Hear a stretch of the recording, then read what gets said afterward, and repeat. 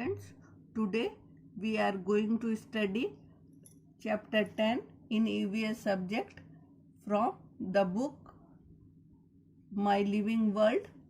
The name of the chapter is Know Your Surrounding.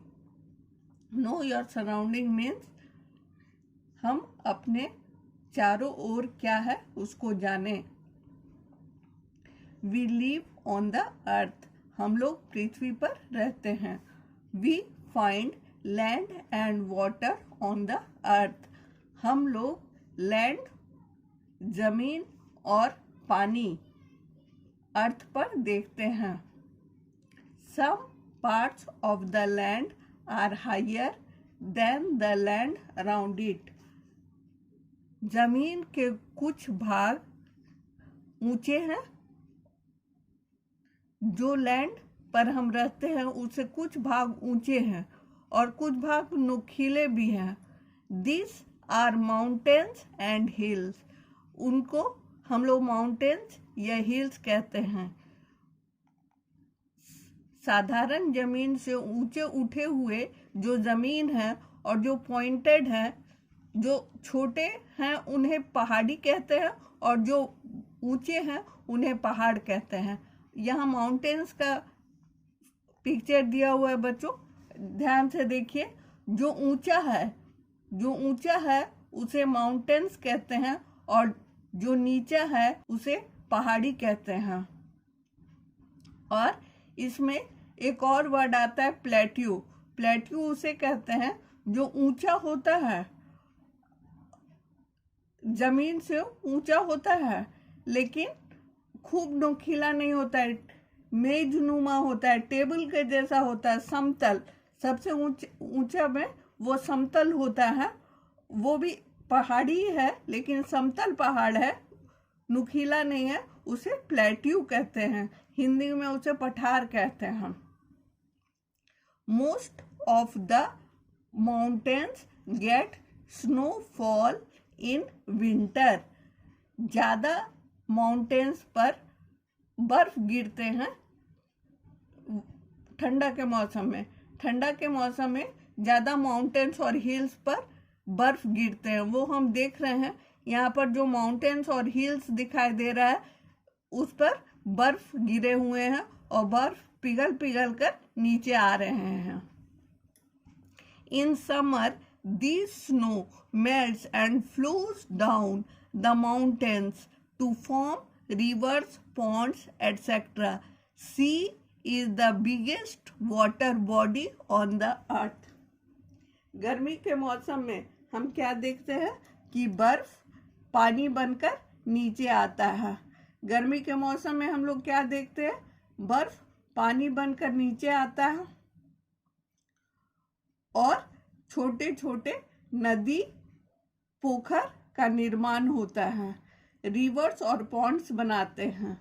जब बहुत सारा पानी पिघल कर नीचे आता है और पानी के बहुत बड़े बॉडी को सी कहते हैं. अर्थ पर बहुत ज़्यादा गहरा पानी के जमाव को समुद्र कहते हैं, जिस पर शिप भी चलते हैं. यहाँ सी का फोटो है.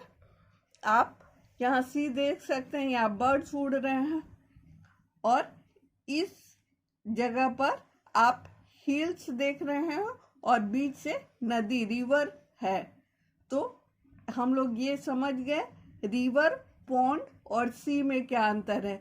रिवर मीन्स नदी, पॉन्ड मीन्स तालाब या पोखर और सी मीन्स समुद्र.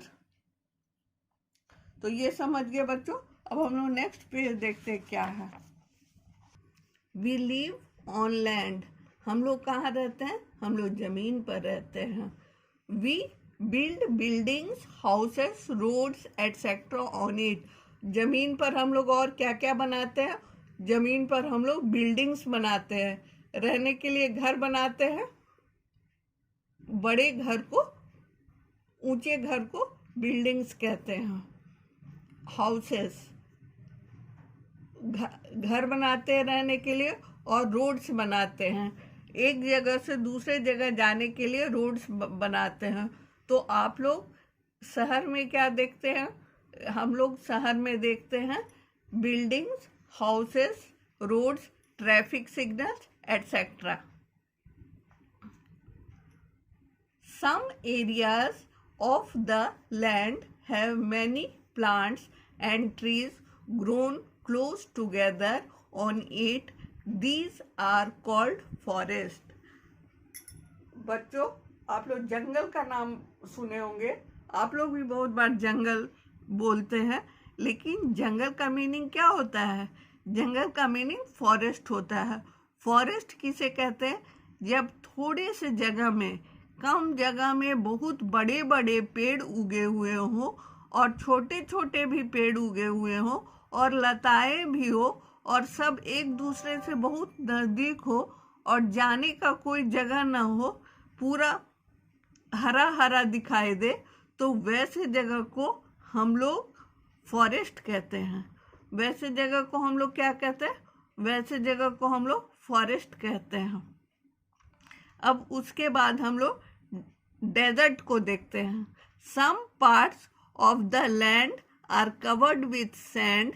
These are called deserts. यहाँ पर आप देखिए डेजर्ट का चित्र है. कुछ भूभाग, जमीन का कुछ भूभाग वो बालू से भरा रहता है. These are called deserts. Deserts में कैक्टस मिलते हैं, वैसे पेड़ मिलते हैं जिनको पानी का बहुत कम ज़रूरत होता हो. आप लोग कैक्टस का नाम सुने होंगे बच्चे. बहुत कांटेदार वृक्ष है और उसमें प्रिकली पियर्स फलते हैं. तो यहाँ पर डेजर्ट में सिर्फ कांटेदार पेड़ ही नज़र आते हैं. सब बालू से ढका रहता है ज़मीन और ये सूरज की गर्मी से बहुत गर्म हो जाता है और दोपहर में इसको छूना या इस पर चलना बहुत मुश्किल है. जैसे जैसे धूप होता है वैसे वैसे हर दिन बालू गर्म हो जाता है और रात में बिल्कुल ठंडा हो जाता है. अब हम लोग नेक्स्ट देखते हैं paragraph. Some parts of the land are flat. These are called planes.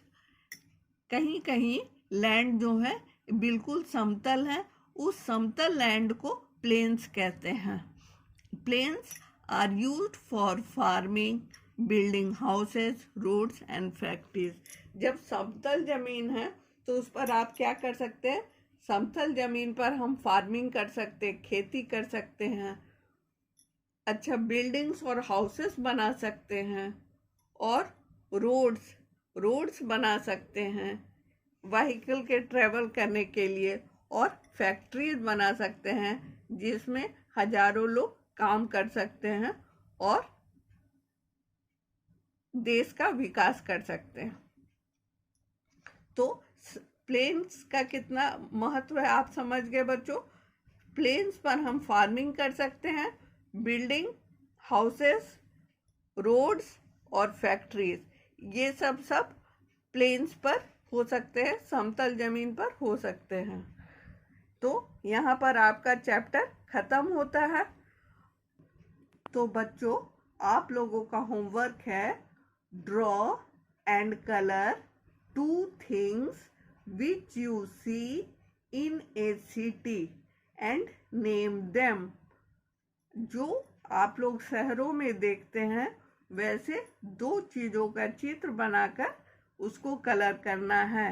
आप लोग बहुत सारे चीज़ का पिक्चर देख रहे होंगे, उसमें से आपको जो 2 चीज़ आसान लगे उसका पिक्चर बनाइएगा जो आप लोग सिटी में देखते हैं, और ड्राइंग बना करके उसको कलर भी करना है. समझ में आ गया बच्चों? Thank you.